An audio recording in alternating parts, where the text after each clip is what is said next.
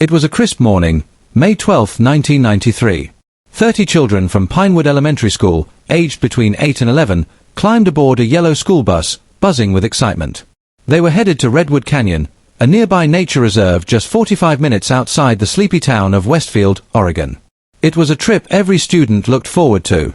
For years, the 4th and 5th graders of Pinewood had made the same trip. It was tradition. That morning, the sky was clear. Parents snapped photos. Some kids waved from the windows. A few forgot their packed lunches and had to run back inside. The usual chaos of a field trip.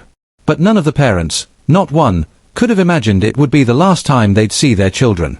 The bus was driven by Harold Green, a quiet, dependable man in his late 50s. He'd driven the Pinewood route for over 15 years and knew every road, every turn, every stop. Alongside him sat Miss Caroline Langston, a 29-year-old science teacher known for her love of nature and her quirky sense of humor. She brought along a big thermos of cocoa and a book on tree species for the kids to read on the drive. At 9:42 a.m., the bus was spotted turning off Route 9, headed toward the park entrance. That was the last confirmed sighting. The group was scheduled to check in at the Redwood Park Ranger Station by 10:15 a.m. They never arrived. By 11 a.m., park rangers began calling the school. "No bus has checked in. Are you sure they left on time?" The school secretary confirmed, they left before 9. On schedule. By 12:30 p.m., panic began to spread. Parents were called. Teachers began to whisper in the halls. Some parents assumed the group had gotten lost or taken a detour. But by 2 p.m., when there was still no sign of the bus, no radio call, no contact, no kids, Westfield police were alerted. What followed was the largest search and rescue operation in Oregon's history at the time. Over 400 volunteers, including state troopers, rangers, helicopters, and K-9 units, combed the Redwood Canyon area. Nothing. No tire tracks. No broken branches. No disturbed soil. No wreckage. No calls from the driver's radio. And absolutely no signs of the children. Days turned into weeks. Then months. Authorities checked every inch of Route 9 and the surrounding areas. They dragged lakes. They used sonar. They even brought in psychics. Rumors ran wild. Some claimed the bus had been hijacked by a cult. Others whispered about a government experiment gone wrong, especially after unmarked federal vehicles were spotted in town during the investigation. A few people insisted they'd heard screams in the woods late that night. None of it led anywhere. And slowly, the case went cold. Parents responded in different ways. Some moved out of Westfield, unable to face the empty bedrooms and school photos frozen in time. Others became local activists, putting up missing posters year after year. Clara Bennett, whose 10-year-old son Lucas was on the trip, refused to let go. Every year on his birthday, she bought a cake and left it by the bus stop. Daryl Moss, whose twin daughters vanished that day, never removed their backpacks from the hallway hooks. "Just in case," he would say. "Just in case they come home." But the years passed. The forest grew thicker. The pain dulled but never disappeared. The FBI reopened the case twice, in 1998 and 2009, but with no new leads, nothing came of it. A few documentaries covered the mystery, sparking online forums and conspiracy videos. Reddit threads dissected every photo and theory. Still, no answers. Some said the bus had driven off a cliff and sunk into the earth. Others said it had been abducted, not by humans, but by something else. People laughed, but the laughter always felt uneasy. Because there was one unshakable truth. 30 children had vanished without a trace. And so had a school bus. 31 years later, something changed. In early 2024, a tech development company purchased a stretch of land just 12 miles from the original search zone. They began clearing trees for a planned data center, when a construction worker operating a bulldozer struck something metal underground. At first, they assumed it was a septic tank or part of an old mine shaft. But as more soil was removed, the team uncovered what looked like a large, rusted metal frame. Then came a row of windows, caked in dirt. Then a curved yellow roof. And then, almost perfectly preserved beneath 30 years of sediment, the Pinewood Elementary School bus. Vertically buried. Nose down. Half the structure had collapsed. But the rest was untouched.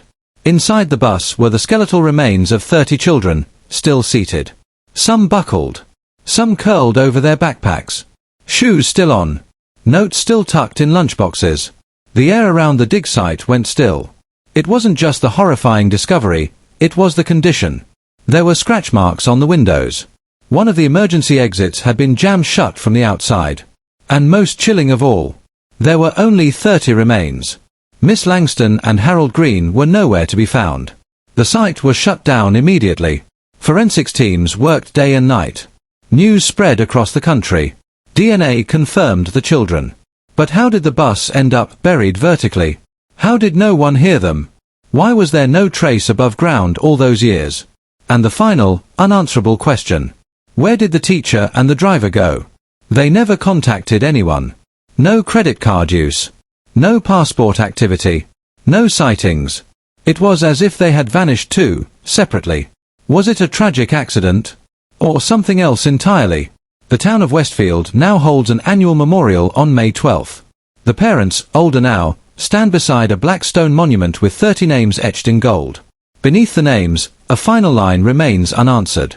In memory of the 30 lost. And in search of the 2. Some mysteries leave behind more questions than answers.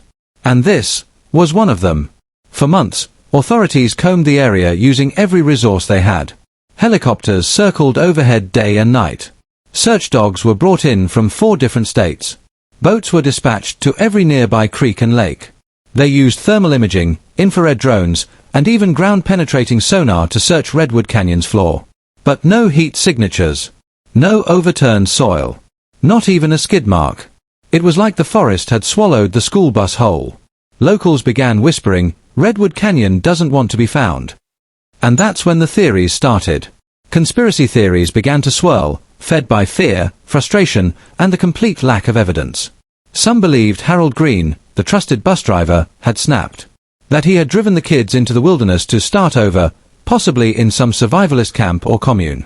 Others thought it was a targeted kidnapping, maybe a human trafficking operation that had used the canyon as a blind spot. Then there were the darker, more outlandish whispers.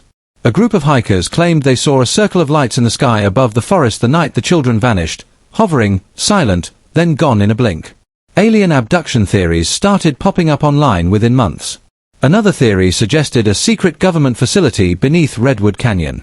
That the bus had accidentally entered restricted ground, and was dealt with. And then came the cult rumors. A local man claimed to find a pile of charred dolls deep in the forest, arranged in a circle around a tree. A woman reported seeing children in old-fashioned clothes near the trail weeks later. Every tip was investigated. None led anywhere. But the families? They didn't care about wild theories. They didn't want UFOs or government secrets. They wanted their kids. And they wanted the truth. The case officially went cold in 1994. By then, Westfield had become a different place. Tourists stopped coming. The canyon trails were overgrown and barely walked. And a shadow settled over the town. Pinewood Elementary closed in 1996. The building still stands, decaying, its windows shattered by time. The classroom that had once been filled with laughter now holds only dust and silence. The world outside Westfield moved on. Other stories captured headlines. Other tragedies. Other losses. But the families, they never let go. Clara Bennett, whose son Lucas was just 9 when he vanished, became a symbol of quiet resilience. She kept his room exactly as it was. Star Wars posters on the wall. Toy dinosaurs on the shelf. The baseball glove he left on the dresser the night before the trip still lies there, untouched. Every year on his birthday, she baked a chocolate cake, his favorite, and put one slice in the freezer. She lit a candle and placed it by his photo. Not once did she miss a year. Not once did she give up hope. She told reporters in 2015, "People say I should move on. But what if is out there? Cold. Waiting. Forgotten. I can't do that to him.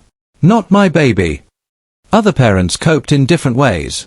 Daryl and Yanelle Moss, who lost their twin girls Emma and Elise, had a bench built in their backyard facing the canyon. They sat there every night for 10 years, just staring into the woods. Myra Lopez, whose daughter Sophia disappeared that day, became a volunteer search and rescue worker. Even in her 60s, she hiked those same trails every spring, quietly whispering her daughter's name. Some families stayed silent. Some sued the school district. Some moved away entirely, unable to bear the memories. But none of them forgot. In 2003, a true crime documentary crew came to town. They interviewed everyone they could: teachers, law enforcement, families, classmates. One moment stood out. The younger brother of a missing child said, "Sometimes I dream they're still alive. Not scared. Just somewhere else. Like a place no one can reach." The line haunted viewers. But even then, no one imagined what would be found. 31 years passed. And then, one ordinary morning in early 2024, the mystery resurfaced. A tech company had begun clearing forest land near the eastern edge of Redwood Canyon. It was private property, long untouched due to difficult terrain and no development access. The land had changed owners over a dozen times but had never been properly explored. As a construction crew dug into the soil to prepare for underground fiber installations, their bulldozer struck something. At first, it made a sharp metallic sound. Workers assumed it was part of an old well or underground tank. But when the operator climbed down and brushed away the dirt, he saw faded yellow paint. He kept digging. And that's when they uncovered the rear corner of a school bus. Within hours, the entire site was shut down. Sheriffs cordoned off the area. The FBI returned to Westfield for the first time in decades. As dirt was carefully removed, the full outline of the bus emerged, buried nose first, almost completely vertical, like it had been swallowed by the earth. Inside were skeletonized remains. Tiny shoes. Shreds of clothing. Still seated. Still buckled. The air around the site grew thick with silence.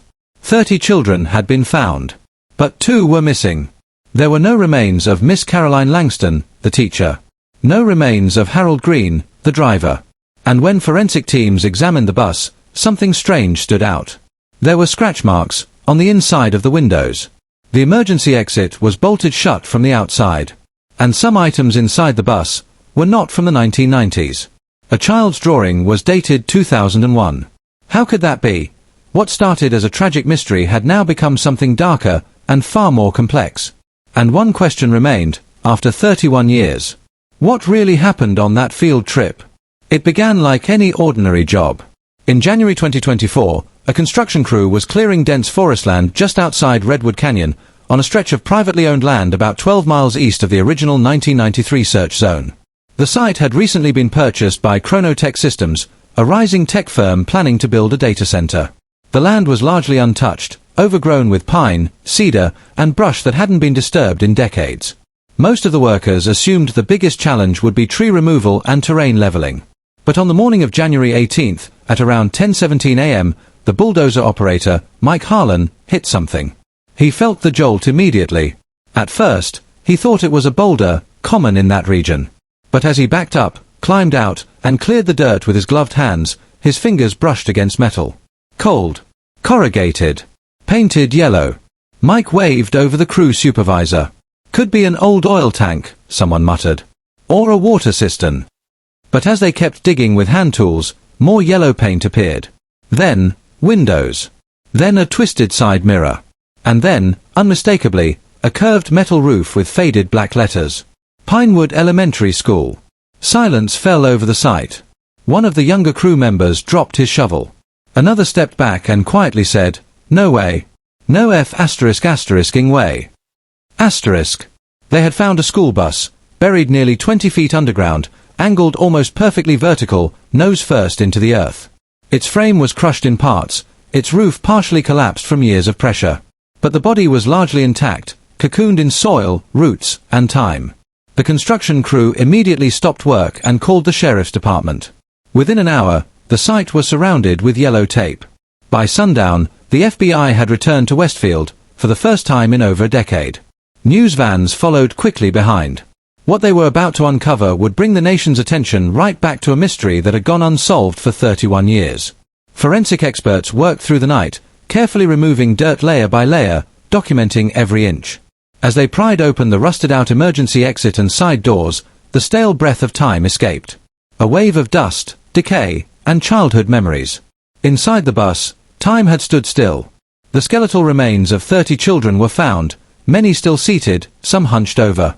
Seat belts remained fastened on over half the seats. In tiny lap restraints lay bones, school shoes, and the faded straps of long-rotted backpacks. Plastic lunch containers sat unopened. Crayon drawings stuck to a seat back had become brittle and brown. One detective would later say, "It was like walking into a frozen scream."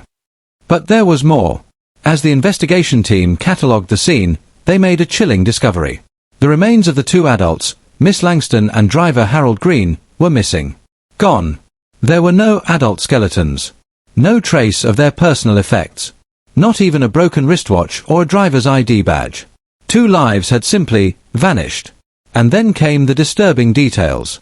Scratches. Dozens of long, horizontal scratches on the inside of the bus windows. Fingernail-sized.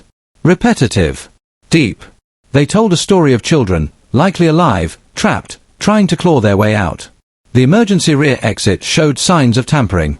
News of the discovery spread like wildfire. National headlines read, "Lost school bus found in Oregon after 31 years. Mass grave of missing children discovered in Redwood Canyon. Where are the teacher and driver?" The town of Westfield, quiet for decades, was suddenly overrun with reporters, internet sleuths, podcasters, and documentarians. People lit candles and left teddy bears at the gates of the dig site. Parents, now in their 60s and 70s, gathered in silence as remains were carefully recovered and identified through DNA. One father, choking back tears, said, "I waited 11,409 days for an answer. I didn't want this one." But for investigators, the discovery raised more questions than answers. If the bus had crashed into a sinkhole or pit, why was there no sign of trauma on the surrounding terrain? Why was the burial site so far from the original search zone? How had a massive yellow bus ended up vertically buried, without leaving behind even a dent in the forest above? And most pressing of all, what happened to Miss Langston and Harold Green? Did they escape? Were they taken? Or were they involved? The FBI remains tight-lipped. One agent admitted off the record, "We've never seen anything like this. Either it's the most tragic accident in history, or someone planned it to be forgotten." The site was officially declared a federal crime scene. Excavation was halted. Chronotech sold the land back to the state within weeks. Plans are underway to turn it into a memorial site, a place where people can leave flowers, weep, and ask questions that may never be answered. 31 years later, the mystery still isn't over. And the most haunting part isn't just that 30 children died. It's that someone, or something, made sure no one ever found them. Until now. The discovery sent shockwaves across the nation. News outlets from coast to coast ran the same gut-punch headline. Missing school bus found, 30 children dead, 2 still missing. For many, it was the first time they'd even heard about the 1993 Pinewood Elementary disappearance. But for the families of the victims, and the town of Westfield, Oregon, it was the moment they'd both feared and longed for. The story flooded every social feed, every major news broadcast, every podcast that touched true crime or unsolved mysteries. A full 3 decades after the children vanished without a trace, the bus had been found. But the answers? Those were still buried, deeper than the bus itself. The FBI and state investigators launched a new task force. It was called Operation Redwood, a multi-agency investigation focused not just on solving the mystery, but on understanding how such a tragedy could have gone undiscovered for so long. The first official theory was one of natural disaster. Geologists brought in from the University of Oregon analyzed soil composition, drainage patterns, and rainfall records from 1993. Their conclusion? A massive natural sinkhole, likely triggered by heavy rains that spring, had opened up along a narrow access trail deep within the forest. The bus, deviating from its original route, may have entered this unstable ground. And then, gone. The earth collapsed beneath it, swallowing the vehicle whole. But here's where it gets truly bizarre. The sinkhole didn't just collapse. It closed over itself. Over time, layers of mud, roots, and sediment sealed the bus in, like a coffin beneath the forest floor. There was no visible crater. No disturbance. No hint that anything lay beneath. That, investigators said, is why search crews in 1993 never found it. The sinkhole had done the unthinkable. It hid a 12-ton vehicle like it never existed. But even if nature was responsible for the burial, it didn't explain what they found inside. As forensic teams continued to study the interior of the bus, they began to piece together a chilling scene. There were scratches. Dozens, maybe hundreds, etched into the inside of the windows. Some shallow. Some deep. Some made by fingernails. Others by what looked like small metal objects, maybe belt buckles or lunchbox corners. It looked like a desperate attempt to escape.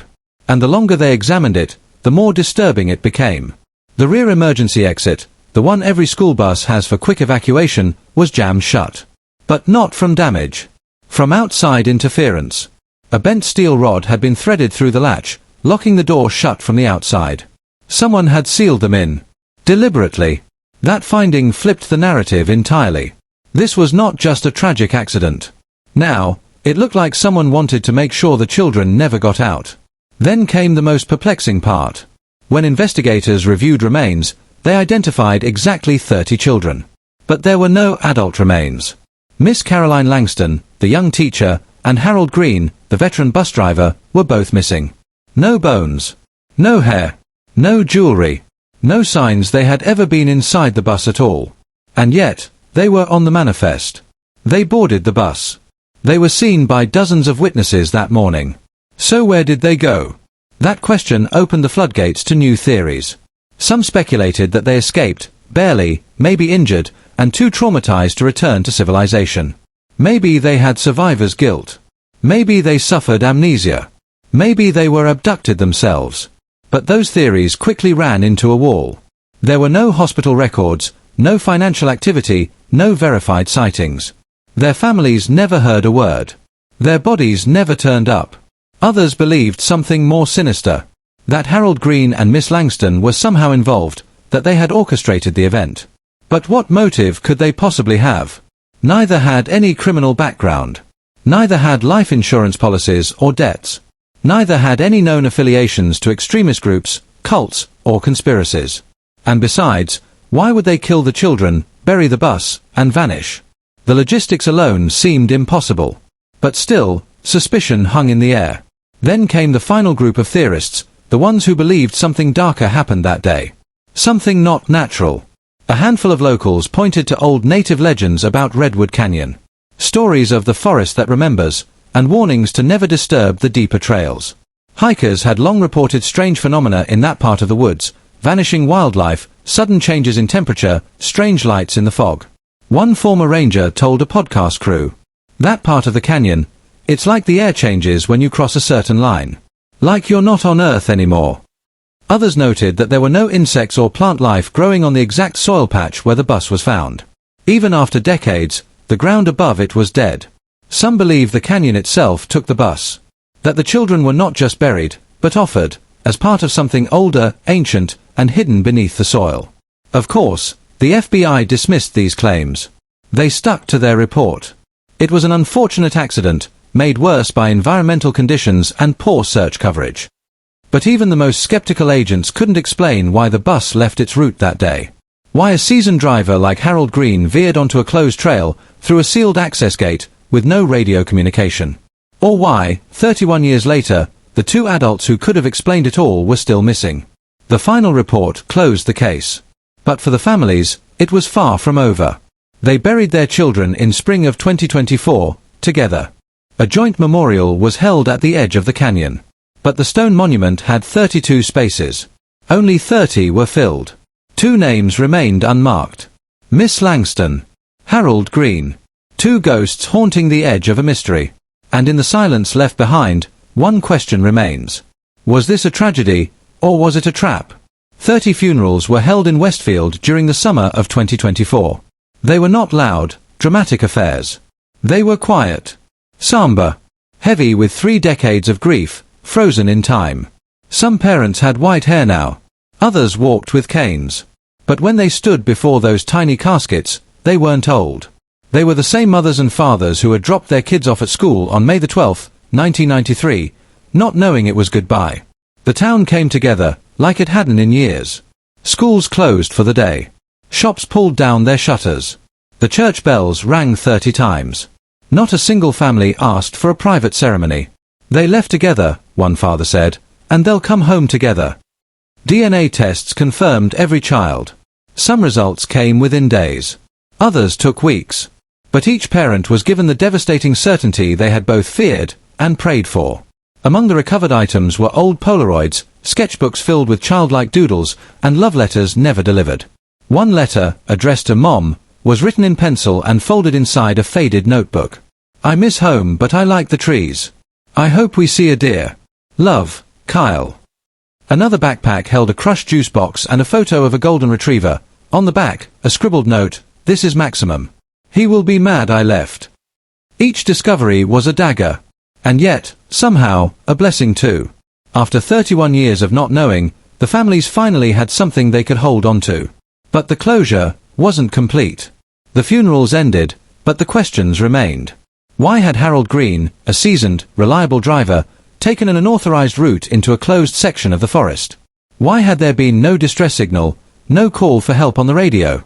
Why had none of the children tried to run, or break a window, or open the exits? And most haunting of all, where were Miss Caroline Langston and Mr. Harold Green? Investigators combed through every theory once more. Satellite data from 1993 was reviewed using modern imaging. Nothing. Subsurface radar was deployed throughout the area. No further vehicles.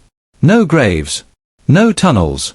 Missing persons reports from across the country were reanalyzed, hoping to match Langston or Green to unidentified individuals. Still nothing. The case, already dubbed one of America's most baffling disappearances, now had a definitive ending for 30. And an open wound for the remaining 2. In late August 2024, the governor of Oregon declared the site a protected preservation zone. No commercial activity. No tourist access. The bus was left where it was found, stabilized by a reinforced glass enclosure and steel pillars, now serving as both memorial and evidence. Around the site, a wooden platform was built. Along the edge, 30 plaques bear the names of the children. But at the center stands one larger stone.